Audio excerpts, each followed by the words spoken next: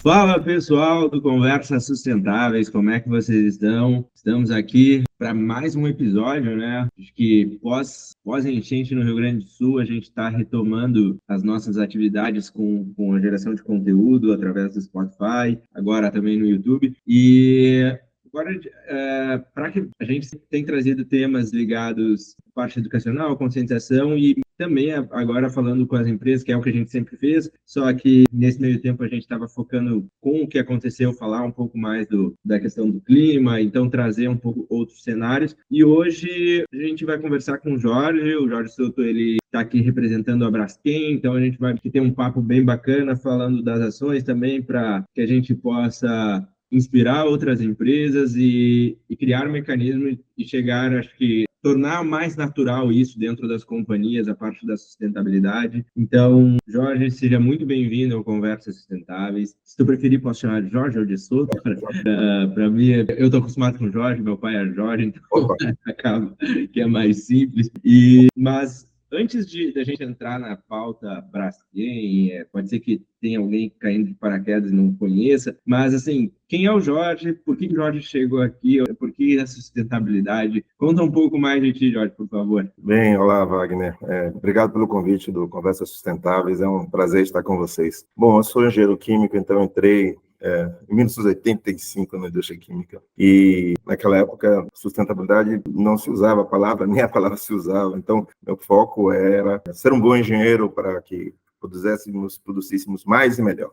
As coisas foram evoluindo, eu fui para a área de gestão e achei no tema meio ambiente uma oportunidade muito grande de transformação do setor mesmo, ajudar o setor a fortalecer a sua contribuição para a sociedade. E isso me interessou bastante, a ponto de chegar até a fazer doutorado no assunto, e eu vi que o futuro de todas as empresas, não apenas do setor químico, dependia de uma contribuição concreta neste assunto. E aí a minha instigação foi entender como essa contribuição concreta das melhores empresas estavam andando, e aí, a partir daí, eu fui ajudando a Braskem a trilhar esse caminho, e eu estou, desde 2009, como diretor de desenvolvimento sustentável na Braskem. Acho que vale a pena, Wagner, comentar um pouquinho, porque eu falei que a Braskem é indústria química, mas assim, a Braskem hoje é o maior produtor mundial de biopolímeros e o maior produtor de resinas termoplásticas das Américas. E temos uma importante operação aí no Sul, na cidade de Triunfo. Então, somos uma empresa relativamente grande. Acho que é bom também ter em mente isso também. Maravilha! Eu ia falar justamente isso, né? Para quem não conhece. Se puder falar um pouco mais, assim, acho que hoje a Braskem, a gente está falando de um tamanho de quantos colaboradores que a gente tem, onde é que são a matriz, onde é que tem unidades da Braskem. Para o público, claro que grande parte ali nós provavelmente já vai conhecer, mas para quem está chegando agora, está entrando no mercado, de repente, saber um pouco mais da empresa. Tá bem. A Braskem tem em torno de 8.600 integrantes e estamos espalhados principalmente em 4 países. O Brasil é a principal fonte de produção. O nosso escritório central está aqui em São Paulo, no Brasil. Temos operações também nos Estados Unidos, no México e na Alemanha. Temos um escritório da Braskem Europa na Holanda e outros escritórios comerciais. A Braskem hoje ainda é principalmente uma empresa brasileira, mas nossa diversificação geográfica nos levou a esses 4 países e estamos buscando ampliar a atuação. Temos projetos de crescimento, por exemplo, na Tailândia. Então, é uma empresa que está buscando ampliar suas operações e sua contribuição para o desenvolvimento sustentável. Perfeito. Tia, agora trazendo, né, a pauta do Conversas Sustentáveis, da sustentabilidade de uma maneira geral. Que nem tu comentou ali que tu foi enxergando que a pauta de sustentabilidade seria algo relevante, né, para as empresas, para o setor químico. Como é que isso foi acontecendo na Braskem? Como é que se olhou e disse que é algo que a gente precisa também estar atento estrategicamente? E como é que daí essa jornada foi conduzida? Acho que até falando da Braskem, mas para quem está olhando, uma das coisas que a gente percebe é empresas que estão no início de jornada da sustentabilidade. E aí eu não me refiro só a pequenas empresas, médias, mas muitas grandes com quem a gente conversa estão nessa jornada, inclusive empresas de capital aberto, começando. Como é que foi olhar para isso e entender que ela, além de ser uma área, a gente botar, ela vai ter que participar das estratégias, das ações da companhia? Bom, essa pergunta que você me fez foi mais ou menos a pergunta que eu tentei desenvolver no meu doutorado. Naquele momento, as empresas que estavam mais avançadas, essa foi uma das minhas conclusões, né, eram aquelas que tinham uma visão de longo prazo empresarial associada ao assunto e valores associados ao assunto. No caso específico da Braskem, a questão dos valores eu diria que começou em 2002, no dia que a Braskem se formou, porque houve um compromisso público que os controladores lançaram no mesmo dia da formação da Braskem, em 2002, dizendo que iríamos atuar de acordo com os princípios do desenvolvimento sustentável. Naquele momento, eu acho que nenhum de nós sabia claramente o que isso significava. Então, um dos primeiros passos foi buscar responder o que era isso. E a conclusão nossa é que havia algumas questões mais de dever de casa, podemos dizer, de uma indústria química. Então, cuidar adequadamente dos seus impactos ambientais, como geração de efluentes, geração de resíduos, emissões atmosféricas. Havia uma questão saúde das pessoas. Então, havia uma questão de dever de casa que, de alguma maneira, quando a Braskem se formou, era a conclusão de um conjunto de outras empresas. Houve uma integração. Aí no Sul, a empresa anterior chamava-se Copesul, OPP. Então, havia um outro conjunto de empresas que várias empresas se juntaram numa só. E essas empresas anteriores, de alguma maneira ou de outra, já cuidavam dessas questões mais operacionais, podemos dizer assim. Mas, mesmo assim, havia um espaço de melhoria. Tanto que, nos primeiros anos, se não me falha a memória, reduzimos 40% dos efluentes, 60% dos resíduos. Então, havia um espaço de melhoria e focamos nesse assunto. Acho que 90% dos acidentes, coisas desse tipo, assim, os números são dessa ordem de grandeza, nos primeiros anos da Braskem. Mas depois fomos vendo que isso era insuficiente para dizer, estamos contribuindo de forma concreta. Tínhamos que dar um passo mais audacioso, podemos dizer assim, ou integração para o lado estratégico. E para fazer isso, hoje já sabemos, acho que as práticas são mais conhecidas, mas naquele momento a decisão foi, vamos fazer o que se chamava análise de materialidade, ou seja, perguntar para as diversas partes interessadas, quando olhavam para a Braskem, o que elas esperavam da Braskem em sustentabilidade. Foi esse a primeira análise que fizemos em 2009. E aí chegamos à conclusão que haviam 10 temas. Havia 10 temas que eram mais relevantes. Então, e quando você olha a sustentabilidade, sempre tem que lembrar as questões sociais, as questões ambientais e as questões econômicas. Obviamente, uma delas era essa questão de segurança, a questão dos ecoindicadores, né, a relação, esse lado mais operacional. Mas surgiram coisas do tipo, a Braskem tem que se preocupar com as questões econômicas também. A Braskem tem que se preocupar com a relação com as comunidades. A Braskem tem que se preocupar com as mudanças climáticas. A Braskem tem que se preocupar com os resíduos plásticos. Então, decorrente dessa primeira análise de materialidade, a integração saiu da análise de materialidade, porque era importante relatar o que queríamos, mas também direcionar para onde deveríamos ir. E aí fizemos nosso primeiro ciclo de melhoria de longo prazo. Então, materialidade, ciclo de melhoria de longo prazo, com 10 objetivos de longo prazo, lançados em 2009 para serem alcançados em 2020. Felizmente, nós somos uma empresa focada em resultados, então 85% daqueles objetivos foram alcançados. Isso nos deu uma legitimidade muito grande no assunto, ou seja, quando a Braskem decide fazer algo, vai buscar e entregar. Esse é o principal movimento. E aí a integração do assunto sustentabilidade passou a se tornar mais estratégica. E eu diria que houve um grande marco quando decidimos mudar ou dar um salto, inovando em produto, que foi o que aconteceu em 2010 com o polietileno de origem renovável. O polietileno é uma resina termoplástica que produz plásticos. Normalmente ela é produzida a partir de combustíveis fósseis. A partir daquele momento, a Braskem também começou a produzi-la a partir de renováveis. Esse marco de trazer um novo produto foi assim, a transformação da integração, a pedra fundamental para a integração da sustentabilidade. E aí a coisa fluiu. O primeiro ciclo acabou em 2020, iniciamos um segundo ciclo, e já eu acho que vale a pena você me fazer outras perguntas, porque eu já começo a falar mais recentemente, mas de qualquer forma, a próxima ficar tão longa. Começamos um novo ciclo de melhoria de longo prazo, fizemos uma nova análise de materialidade, e esse ciclo de melhoria de longo prazo está ajudando a Braskem a se movimentar. Nesse sentido, é fortalecer a integração da sustentabilidade no seu negócio, e hoje eu te diria que está completamente integrado. Maravilha. Um dos pontos que a gente vê quando uma empresa ela acaba olhando para a sustentabilidade, mudar a estratégia, são algumas resistências internas de colaboradores, de pessoas que, a gente trabalhou nessa linha o tempo inteiro, tem aquela dificuldade por por outras partes de executivos entenderem que isso pode ser um trade-off. Vocês enfrentaram esses desafios também internamente para hoje ser uma pauta já mais madura? Tiveram uma resistência interna de parte de outros setores, achando que isso não deveria ser o foco, olhar para a empresa enquanto tem outras coisas que poderiam gerar, sei lá, mais resultado e até no curto prazo? Eu não chamaria resistência, Vânia, mas eu acho que é salutar o debate. É porque o sistema econômico, ele não está orientando a sustentabilidade, podemos dizer assim. Porque quando o foco e eu acho que não é ruim isso, não é que esse foco seja ruim, ou seja, poder produzir cada vez mais a menor custo, eu acho que deve ser a busca de todos. Porém, há algumas questões que não estão incluídas nos custos das empresas. Isso até tem um nome, chama-se externalidades. Ou seja, qualquer coisa que qualquer organização faz, inclusive nós, os seres humanos, no dia a dia. Quando nós comemos, estamos gerando os alimentos não mesmo. Quando você decide comer algo, esse algo gerou uma série de impactos para chegar até a sua mesa. Então, esses impactos são as externalidades do hábito de se alimentar. Então, por exemplo, há o uso da terra para produzir o alimento vegetal, ou o uso da terra para produzir o alimento, a proteína animal, ou a busca do peixe no mar. Ou seja, tudo isso gera algum impacto. Tudo que fazemos gera impacto.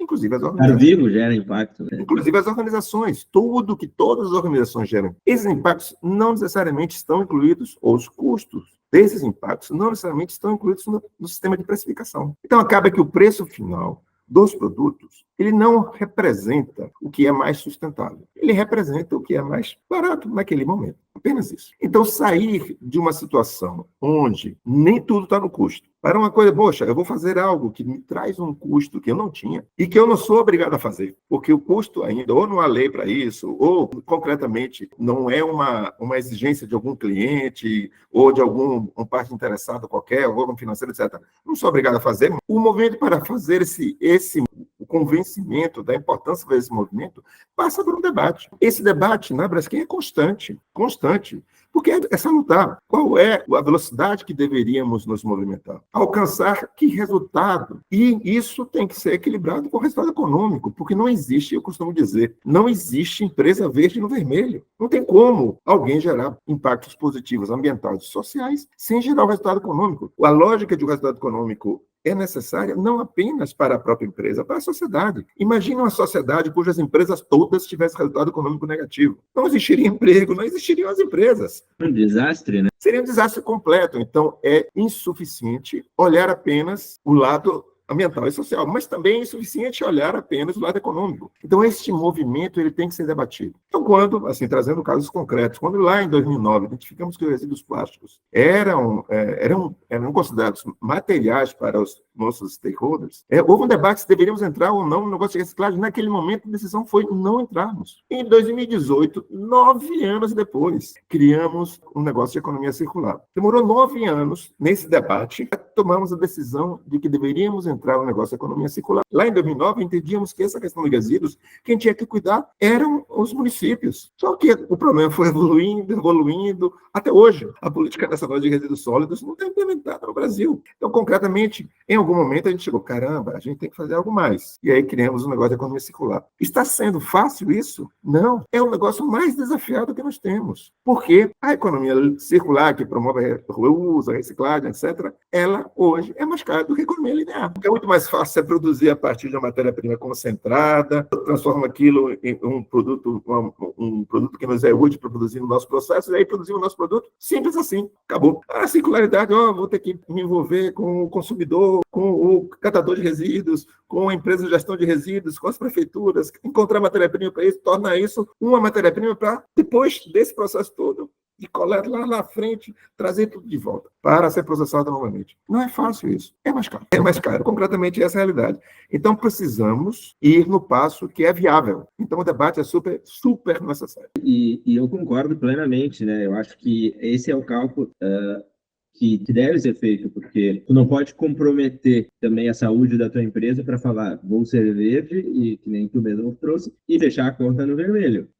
Isso não vai funcionar e não vai ser sustentável também, porque daí a empresa vai fechar. Então, é declínio, é ladeira abaixo. E o que eu até Uma das coisas que a gente defende aqui dentro do Conversas Sustentáveis é justamente isso, né? A defesa de educação, que a gente traz na plataforma, o apoio e incentivo à tecnologia e inovação, porque sem isso tu não vai conseguir ser mais efetivo, produzir melhor e às vezes com custo mais barato. Então precisa investimentos em P&D, precisa ter, nós internamente lá com o pessoal da comunidade, a gente fala que ao invés de ser low-tech, a gente pisar no freio, a gente tem que pisar no acelerador, né? Mas no acelerador no fato de que desenvolver o mais rápido novas tecnologias, porque chegar para uma empresa, como eu já ouvi gente falar, e não poucas, que eles não podem mais produzir, porque isso vai ser um problema naquela empresa. Pô, tu vai falar isso para um executivo ou para o dono da empresa que ele não pode mais crescer, ele vai rir de ti, ele vai falar, cara, como assim não, né? Mas o ponto é, se tu falar para ele que ele pode continuar crescendo, sendo mais eficiente, desperdiçando menos, eu acho que daí é a língua que ele quer ouvir. Ele vai desperdiçar menos, ele vai ser mais eficiente, entregar um produto, de repente, com menos erros. E aí vem a pergunta, como vocês têm olhado essa questão de novas tecnologias? Como é que vocês têm incentivado isso na empresa? Como é que funciona essa parte de pesquisa de, pô, vamos trazer isso aqui para a nossa operação, vamos validar, vamos ver o quanto a gente consegue melhorar e ir aumentando, né? Porque às vezes a tecnologia existe, mas ainda ela não é acessível, ela não é escalável o suficiente para que a gente possa aplicar. Como é que vocês têm feito essa parte? Eu comentei do nosso ciclo de longo prazo, né? Então, quando definimos metas de longo prazo ambiciosas,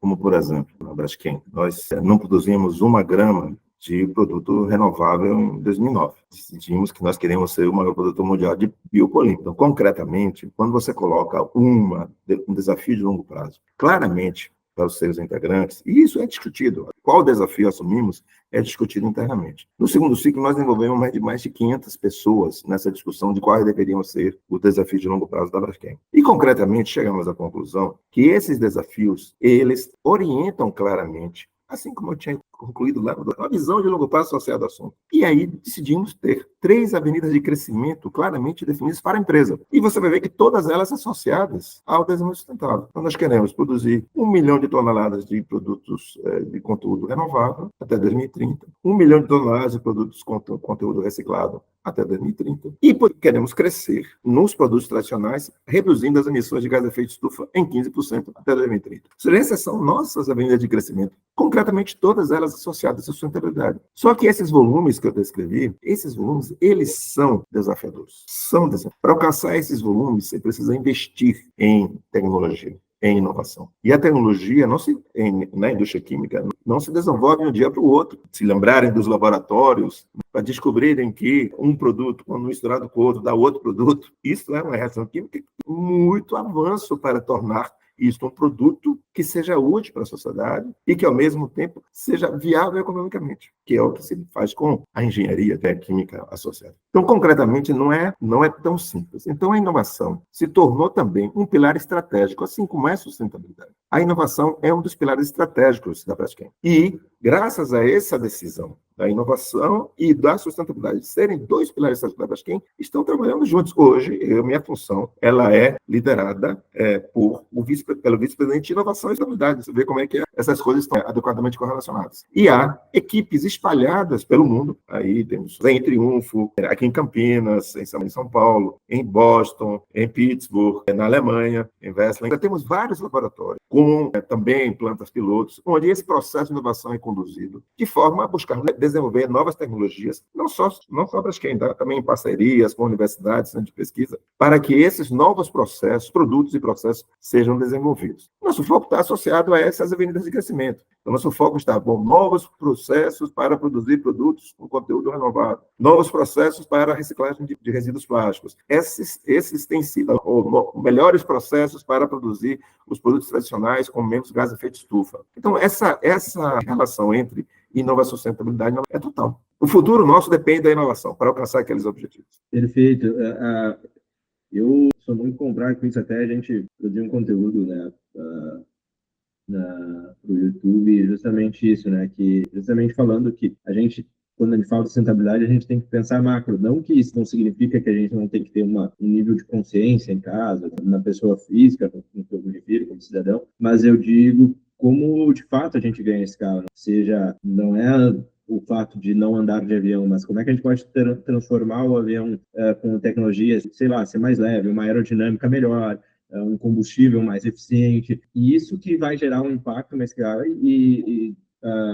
que a gente vai poder fazer as coisas alcançar. E aí, justamente, eu já trago para outro ponto, que é, na minha visão, quando a gente consegue entender esses pontos, a gente consegue falar de lucratividade, de uma empresa mais lucrativa, e não enxergar mais como se foi por muito tempo, de trade-off, porque antigamente se olhava assim, como uma responsabilidade social, como algo que não ia gerar um retorno daquele investimento. E eu acabo comentando de uma maneira geral, quando vou fazer uma palestra, quando me convido para ir em alguma empresa falar sobre algum determinado tema, que se a gente pegar 20, 30 anos, basicamente, falar de sustentabilidade era de uma outra forma do que a gente tem falado mais agora, estrategicamente, com oportunidade de aumento de valuation. A gente tem clientes nossos dentro do comércio sustentáveis que já venderam uma das operações deles por 11 milhões a mais que o concorrente, por ter uma estratégia muito mais definida, né, que embora faturasse menos que o concorrente, eles representavam menos riscos no médio e longo prazo. Então hoje está muito mais claro e mais evidente certas coisas. Obviamente também acontecendo alguns eventos climáticos fazem as pessoas estarem mais atentas. Mas como é que a gente traz isso para a parte de receita, né? Como é que a gente... Ontem mesmo eu estava falando com uma empresa grande, assim, uma empresa muito grande, ligada ao agro, e a gente falando por telefone. Uma das coisas que a gente ainda não consegue ver retorno na ponta é a parte da sustentabilidade. De algum fornecedor nos escolher por conta disso. Né? Eu já consigo internamente, às vezes, escolher algumas coisas, mas assim, a gente não consegue, não está muito claro, assim. Como é que a gente traz isso para o dia a dia das empresas e ficar mais evidente que ter ações sustentáveis é melhor economicamente para a companhia? Excelente pergunta. Essa é uma dúvida muito comum.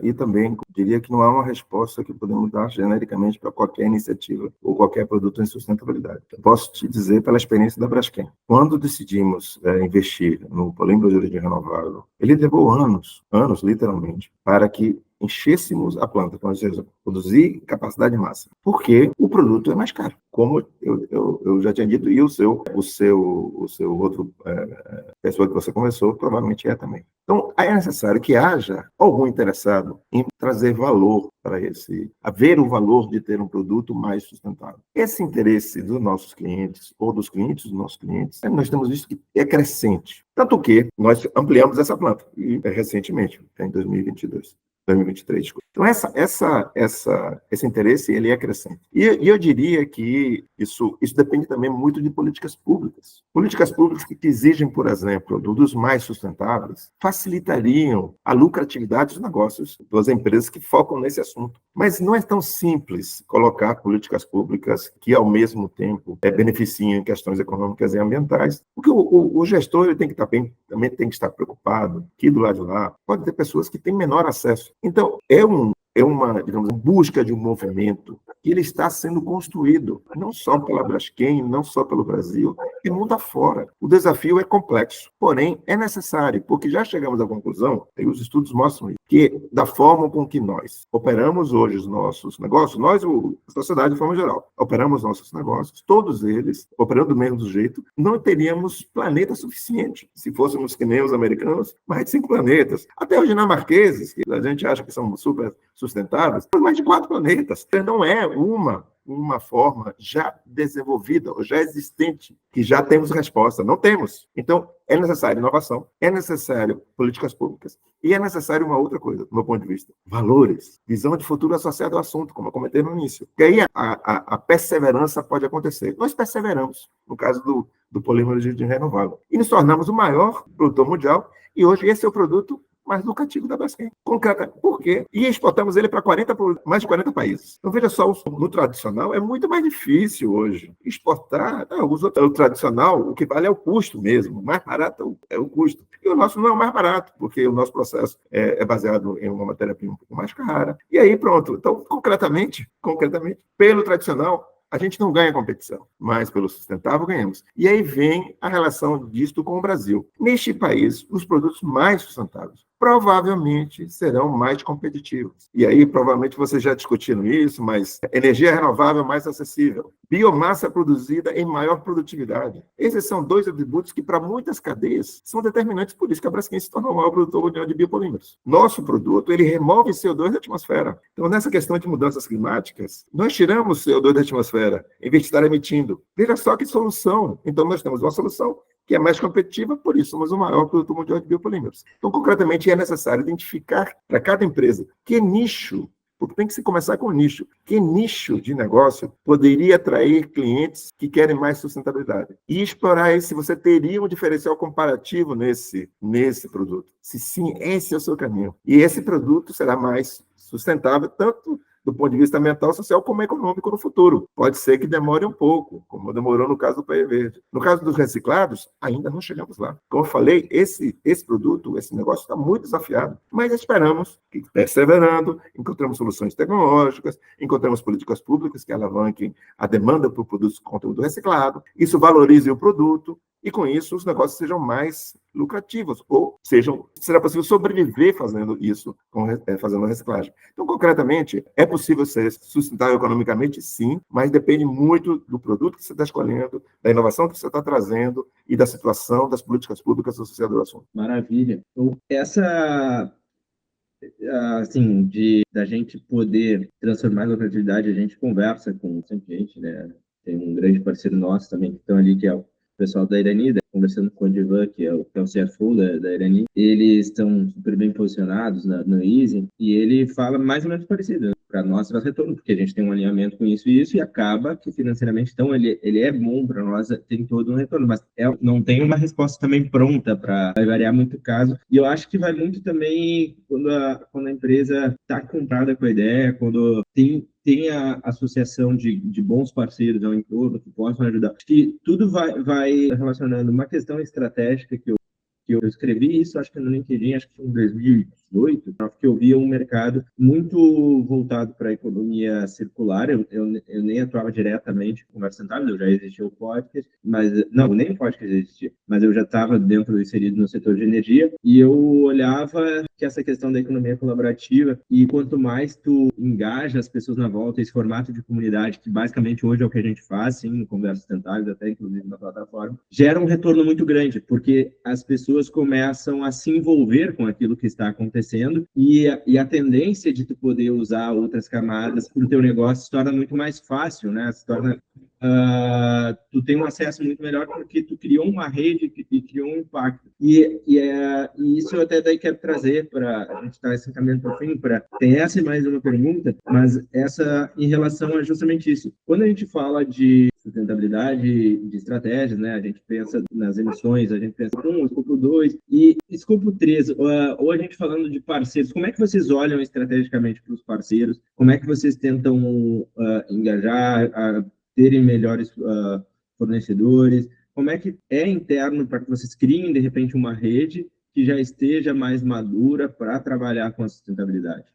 Bom, com os exemplos que tivemos na prática dos negócios, assim, primeiro que é impossível qualquer empresa fazer negócio sem parcerias. As parcerias, do ponto de vista empresarial, significam compra e venda. Então, eu vou comprar, no final, eu vou comprar e vender alguma coisa. Pode ser uma matéria-prima, pode ser um produto que vai me servir, ou um serviço, ou pode ser uma tecnologia, e vou vender para alguém um produto, um serviço, uma tecnologia. As parcerias, elas têm que ser, no final, se tornar negócio. Aí se tornou uma parceria concretamente. Essa é a forma com que qualquer empresa deveria operar. E quando você olha para o seu fornecedor, para o seu cliente, para o cliente do seu cliente como parceiro, você discute relações que são mais de longo prazo. Que você olha para esse parceiro olhando, bom, caramba, me fala um pouco mais sobre como você produz isso, me dê informações a respeito de como é seu lidar com, por exemplo, o uso da terra, no caso da plantação de cana-de-açúcar, que vai depois ser transformada em etanol, que vai ser nossa matéria-prima. Esse tipo de discussão você consegue ter quando você tem uma relação mais parceira mesmo, mais parceira. Isso significa contratos, significa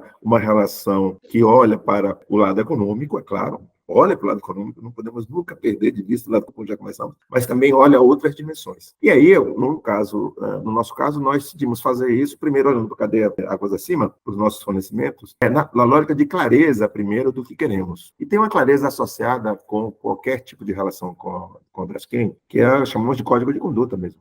No caso de etanol, por exemplo, nós definimos um código de conduta de relação com os fornecedores de etanol específico. Porque tem essas questões que eu comentei, do uso da terra, mas tem questões sociais também. Não podemos jamais estar nos relacionando com alguém que explore mão de obra infantil, por exemplo. Então, esses são cuidados que temos que ter. Mas no passado, no Brasil e mundo afora, o uso de mão de obra infantil, em alguns setores, não era uma coisa do outro mundo. Em alguns lugares até temos hoje.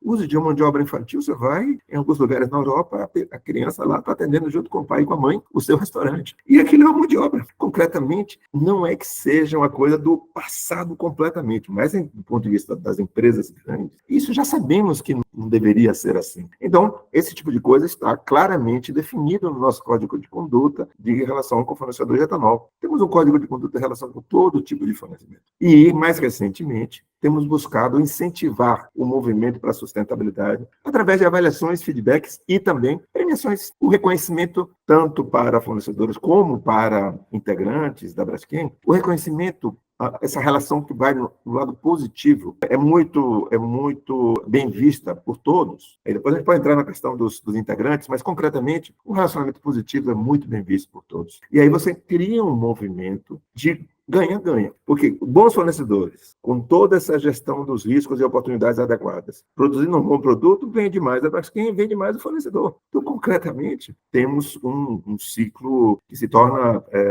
virtuoso, por assim. Com a relação com a cadeia águas abaixo, a cadeia de clientes, a cadeia de clientes dos nossos clientes, o assunto de sustentabilidade nos levou a nos relacionar mais com os clientes dos clientes. Com os clientes, ok, fortalecemos uma série de programas junto com as associações de classe, junto com a Biplast, como fortalecemos o engajamento dos nossos clientes ou do setor de transformação plástica neste assunto. Aí temos alguns programas associados a isso, mas também fortalecemos a relação com os clientes dos clientes, porque os nossos clientes são empresas menores, no geral.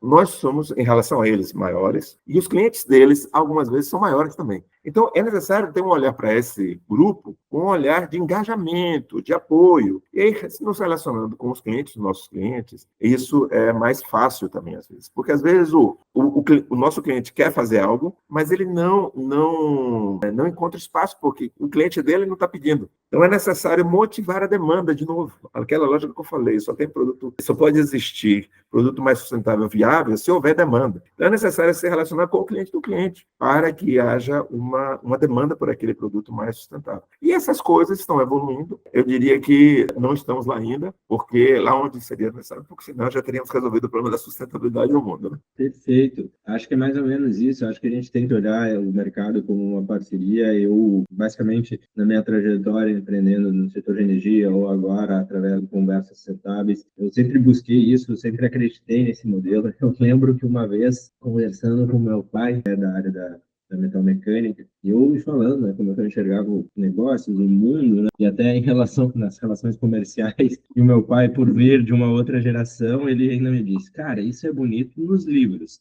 mas na prática não é assim. E aí eu lembro que eu falei, cara, mas acho que o mundo está enxergando de uma outra maneira as coisas. E graças a Deus ele tem razão, mas em outras está acontecendo de fato de o mercado se olhar dessa maneira. E porque quando a gente fala, né, eu lembro que a gente trabalhava, assim, ia na hora de negociar, e aí eu tinha um dos sócios que ele adorava, a gente tem que fazer assim, mas não pode sacanear o fornecedor ou espremer o cara mais, porque daqui a pouco o cara não vai existir, como é que a gente vai seguir com a operação, como é que vai ter um monte de coisa que está envolvida aqui nesse processo. Eu acho que se a gente consegue ajustar, modelar aqui tudo junto, e acabou que tu constrói e fortalece, né, o teu negócio de uma maneira geral, e aquela rede fica recíproca, né? A gente percebia depois mais negócios em torno do modelo que era construído. E, mas assim, chegando ao final, a gente tem uma pergunta que a gente costuma fazer para o convidado, que é uma indicação de um livro ou de algum conteúdo que o pessoal possa buscar e atrás, algum lugar que tu te alimenta de informações para que quem está ouvindo, seja na pessoa física ou seja alguma empresa que busca, né, um olhar sobre a sustentabilidade, onde é que eles possam encontrar e melhorar esse assunto, né, dentro da companhia. Wagner, eu sabia que você ia fazer essa pergunta, então eu pensei, poxa, que livro eu vou recomendar? Eu trouxe dois para a nossa conversa aqui. Um que vale por 50. Este livro aqui chama-se Os 50 Mais Importantes Livros em Sustentabilidade. Deixa eu ver se... Este livro, ele foi desenvolvido pela Universidade de Cambridge, porque lá eles têm um centro de sustentabilidade muito relevante, inclusive é uma boa fonte para consulta. E eles pegaram os ex-alunos deles e fizeram essa lista. Esta lista, eu diria que ele consolida, é uma lista que foi concebida lá em 2009, revisada em 2012, mas outras. Não, bom, por ali, por aquele consolida os melhores primeiros livros sobre o assunto. E vale a pena porque ele é um resumo de cada livro, aí cada um poderá ler o resumo e ver por que lado ele se interessa mais. Então, tem livros como o Colapso, livros como Corporation, Nosso Futuro Comum, vários resumos. Super interessante esse livro. Vale a pena mesmo. É tipo uma iniciação em sustentabilidade, pegar esse livro aqui, ler, e você vai ver a beleza da complexidade. Completamente isso. Porque cada autor trata do assunto sob o seu ponto de vista, sob o seu viés, sob o seu conhecimento. E a sustentabilidade é tão ampla assim mesmo. Mas é a beleza da complexidade. Concretamente, a solução, como eu falei, não está dada. Ninguém conhece a solução. Então, é uma oportunidade enorme para qualquer tipo de negócio. E, finalmente, o outro livro que eu trouxe para compartilhar com vocês é um pouquinho mais recente, mas ele se chama... Aí dá para ver. Negócios. Isso. Quantos negócios não são apenas negócios? Esse livro foi escrito por John Ruggie. Eu fui presidente do Pacto Global em 2013, 2014, e eu tive o prazer de convidá-lo, e ele veio para o Brasil para ele falar sobre este livro. Ele escreveu esse livro sobre a relação das empresas com os direitos humanos. Este tema dos direitos humanos, ele também é tateado aqui, mas não com tanta clareza como aqui. Porque o nosso papel empresarial, ele está mudando. Não somos apenas empresas, organizações que têm que, obviamente, gerar lucro e atender à satisfação de algum cliente. Nós estamos ganhando importância na relação, principalmente as empresas maiores, na relação com a sociedade como um todo. Porque os governos também estão vendo que não conseguem muita coisa. Então, se a gente dá uma olhada nos ODS, está lá dizendo que as empresas têm que se envolver, são meios de implementação mesmo, as empresas têm que entregar também, não são os governos. Então, há uma relação crescente da relevância para a sociedade das empresas, com os seus produtos, com os seus serviços, com o seu engajamento, como lida com seus integrantes. Tudo isso está cada vez mais associado ao papel empresarial. E no papel empresarial, eu acho que é crescente a importância da relação das empresas com a sociedade, com seus integrantes, com seus fornecedores, com suas comunidades em relação aos direitos humanos. Então, vale a pena ler esse livro, porque este livro traz essa visão de como as empresas devem lidar com esse assunto.